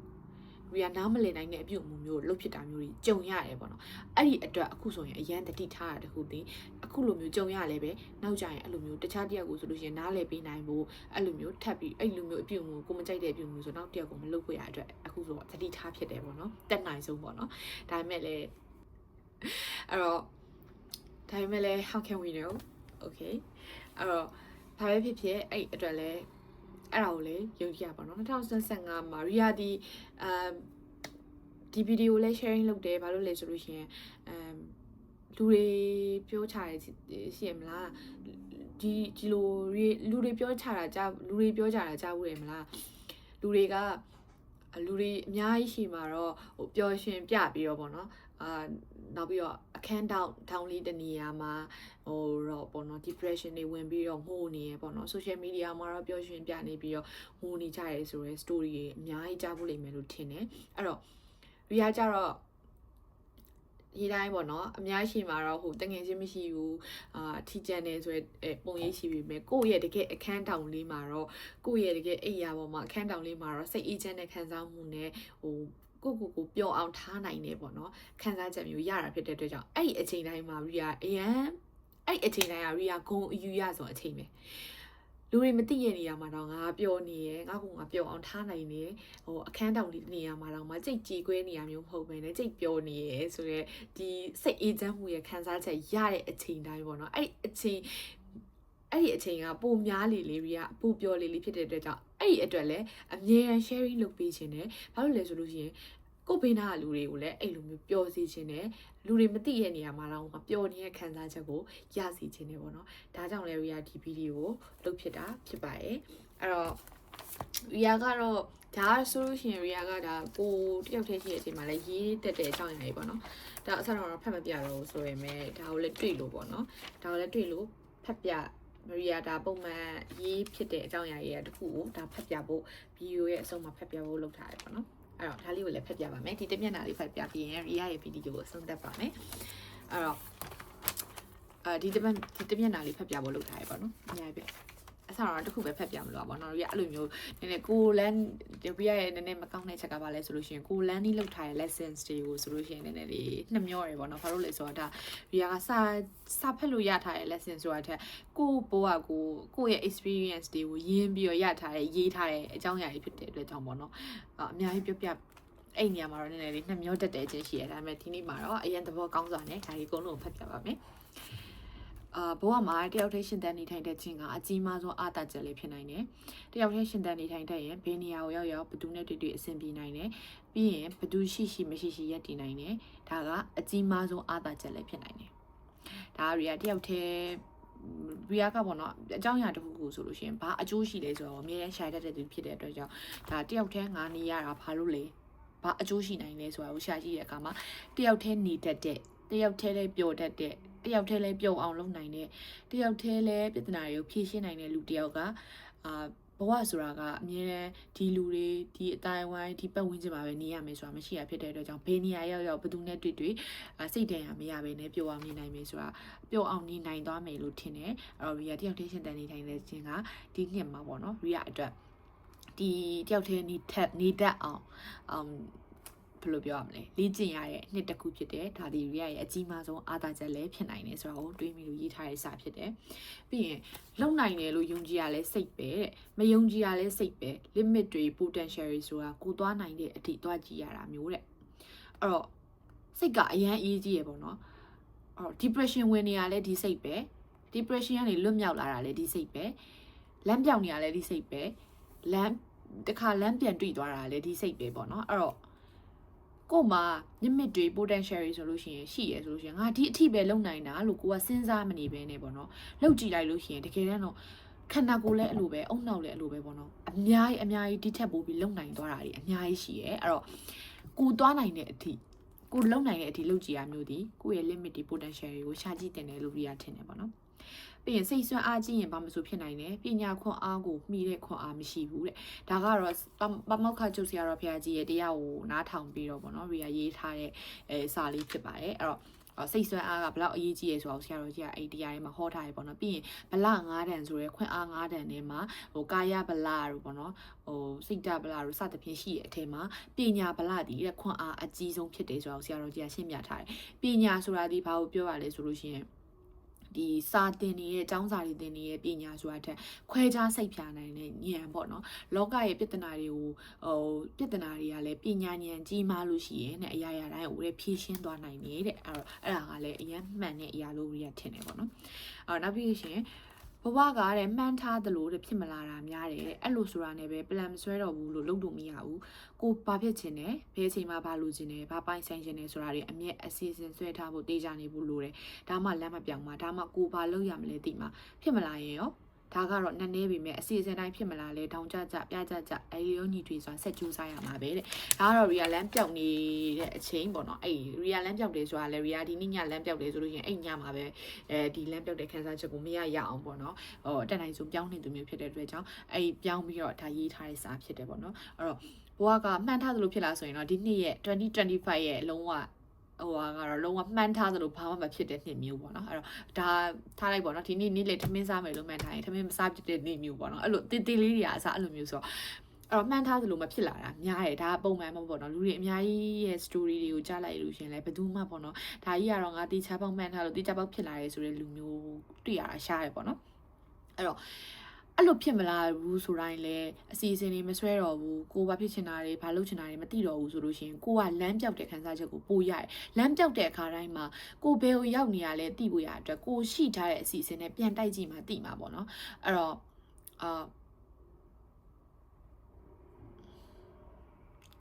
အဲ့တော့ real အနေနဲ့ဆိုလို့ရှိရင်ဒါအစီအစဉ်ဆွဲထားဖို့အကြံပေးပါတယ်အဲ့တော့အစီအစဉ်ဆွဲထားလို့ရှိရင်ကိုဘာလုပ်နေရဲဘာဖြစ်နေရဲဆိုတာကိုသိရပေါ့နော်ပြီးရင်ဖြစ်မလာရင်ရောတဲ့ဖြစ်မလာရင်ရောဒါဖြစ်မလာရင်ရောဖြစ်မလာတော့လဲတကယ်တမ်းတော့အစီအစဉ်ဆွဲထားလို့ဖြစ်မလာတာဆိုတာတက်အစီအစဉ်မဆွဲလဲဖြစ်ချင်မှဖြစ်မှာဆိုတော့အစီအစဉ်ဆွဲထားရင်ဖြစ်မလာလဲဖြစ်လာတဲ့အတိုင်းဖြတ်တန်းဖို့ရအရေးကြီးရပေါ့နော်ပြီးရင်တော့ငါဘဝကလည်းအမြဲရုန်းကန်နေရတာပဲဆိုရဲစိတ်ဖြောက်ရမယ်တဲ့ဘဝမှာဘာမှမလုပ်ဘဲနေမယ်ဆိုရင်အထိပ္ပယ်ရှိနိုင်မလား timeline တွေမတူဘူး risk ယူရမယ် comfort zone ကိုကြောက်ရမယ်စိတ်လှုပ်ရှားနေအောင်မကြောက်ရဘူးတဲ့အဲ့တော့ဒါကတော့အမြဲတမ်းပေါ့နော်ငါသူများတွေရနေရအောင်ငါဘာလို့လဲမရရတာလဲဆိုရဲစိတ်ကိုဖြောက်ပြီးတော့မရတာလည်းဖြစ်နိုင်နေဆိုရဲပေါ့နော်သူများအဲ့တော့မရလဲငါရအောင်လုပ်မယ်ဆိုရဲစိတ်မျိုးပေါ့နော်အဲ့လိုမျိုးထားစီခြင်းနဲ့အဲ့ကိုပဲအမြဲရုန်းကန်နေရတာပဲကိုပဲတယောက်တည်းအကုန်လုံးနေရတာပဲဆိုရဲ drama ဟိုပေါ့နော်အမြဲချိုးပြီးတော့ကိုဘဝကိုအမြဲအပြစ်တင်နေတဲ့ဟာမျိုးစိတ်မျိုးကိုဖြောက်ရမယ်ဆိုရင်စိတ်နဲ့ရေးထားပါတော့။နောက်ပြီးရင်ပေါင်းသင်းဆက်ဆံရေးမှာတဲ့လိန်နာညာတာဟန်ဆောင်တာတွေကိုလစ်လျူရှုတတ်ရမယ်တဲ့။အဲ့တော့ရီးအနေနဲ့ဆိုလို့ရှိရင်ဒီပေါင်းသင်းဆက်ဆံရေးတွေမှာဆိုရင်အဲ့လိုလိန်နာတွေကိုညှင်းငွေရရှိရပေါ့နော်။လိန်နာညာတာဒီနဲ့ဆိုလို့ရှိရင်ဘာအကျိုးရှိရလဲဆိုရဲစိတ်မျိုးတွေးတတ်တယ်။ဒါပေမဲ့ရီးဖတ်ဖူးတဲ့ဆရာနန္ဒာသိန်းချန်ရဲ့စာအုပ်တစ်ခုထဲမှာဖတ်တာဖတ်ရီယာစာအုပ်တအုပ်ထဲကနေဖတ်ရတာကကြရင်တဲ့လူတွေသားတဲ့မလိမ်မညာပဲဒါနေရင်ကဘာပေါ်မှာအကြမ်းဖက်မှုတွေအများများမှာတဲ့အဲ့တော့လူတွေကစိတ်ထဲရှိတဲ့အတိုင်းပြောအမှန်တရားတွေအတိုင်းပြောအကုန်လုံးကိုပေါ့နော်ဟန်ဆောင်မှုတွေလည်းမပါဘူးဆိုလို့ရှိရင်တဲ့တယောက်နဲ့တယောက်ပြိပက္ခတွေများပြီးတော့နိုင်ငံချင်းချင်းလည်းစစ်တီးဖြစ်ပြီးတော့အဲ့လိုမျိုးပေါ့နော်အဲ့တော့တချို့အရာတွေကကြလို့ရှိရင်လည်းဒါကလိုအပ်လို့ပေါ့နော်ဟန်ဆောင်ရတာလိုအပ်လို့သူဟိုလိန်ညာရတာမျိုးတွေလည်းရှိတယ်ဆိုတာနားလည်ပြီးရင်လည်းလူမှုဆက်ဆံရေးတွေမှာပေါ့နော်လိန်ညာမှုတွေရှိနေရတော့လည်းလက်ခံတတ်ရမယ်ဆိုတဲ့စိတ်နဲ့ပေါ့နော်ဟိုရရေးထားပေါ့နော် be adaptable with society so be adaptable with society ဆိုပြီးတော့ပေါ့နော်အဲ့တော့ဒါကတော့ရေးထားတဲ့မျက်နှာပေါ့နော်ဒီလိုမျိုးရေးထားရရင်အများကြီးလာပြောပြရမယ်ဆိုလို့ရှိရင်เนาะဒီကစာအုပ်3အုပ်လောက်ရှိမယ်ပေါ့နော်ဆိုတော့စာအုပ်3အုပ်လောက်ထုတ်လို့ရတယ်နောက်ကျစာအုပ်ထုတ်ရင်တော့အားပေးကြပါနောက်ကြရင်တော့စာအုပ်3အုပ်ထုတ်ရင်တော့အားပေးကြပါလို့ပြောချင်ပါတယ်အဲ့တော့အားလုံးပဲ2025ကိုရီးယားကတယောက်တည်းအနေနဲ့ဒီလိုမျိုးဖြတ်တန်းခဲ့ပြီးတော့2025ကိုရီးယားကတယောက်တည်းအနေနဲ့ဒီလိုမျိုးဖြတ်တန်းခဲ့ပြီးတော့2026မှာတော့ရီးယားဒီ social interaction တွေမရှိဘဲတော့မဖြတ်တန်းချင်မိဘူးပေါ့နော်ဒါပေမဲ့လည်းဘလို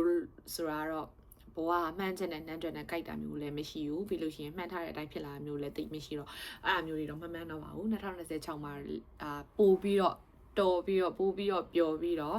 ပို့ပြီးတော့စိတ်ချမ်းသာမှုရှိရဲ့ဘ ဘဝနေထိုင်မှုမျိုးကို VR ရောခုနားထောင်နေတဲ့သူတွေရောတငယ်ချင်းတွေရော VR စစ်တဲ့သူတွေရောအကုန်လုံးနေနိုင်ဖို့ပေါ့နော်ဆူတောင်းတယ်ပြီးလို့ရှိရင်တကယ်လို့မှအခက်အခဲတွေပြဿနာတွေရှိလာရဲဆိုရင်တော့မှဒါကိုကြော်လွှားနိုင်တဲ့ခွန်အားမျိုးနဲ့တကယ်ကိုစိတ်ချမ်းမြေစွာနဲ့ကြော်လွှားနိုင်တဲ့သူတွေဖြစ်ကြပါဖြစ်ဖို့ရအတွက်ပေါ့နော် VR မျှော်လင့်ပါတယ်အဲ့တော့ VR ရဲ့ဒီ2025 wrap up video လေးကိုဒီမှာပဲနှုတ်ဆက်လိုက်ပါမယ်အားလုံးပဲကျေးဇူးအများကြီးတင်ပါတယ်နောက်ဆုံးထိနာထောင်အားလုံးပဲကျေးဇူးအများကြီးတင်ပါတယ် see you on 2026 bye see you on 2026 guys bye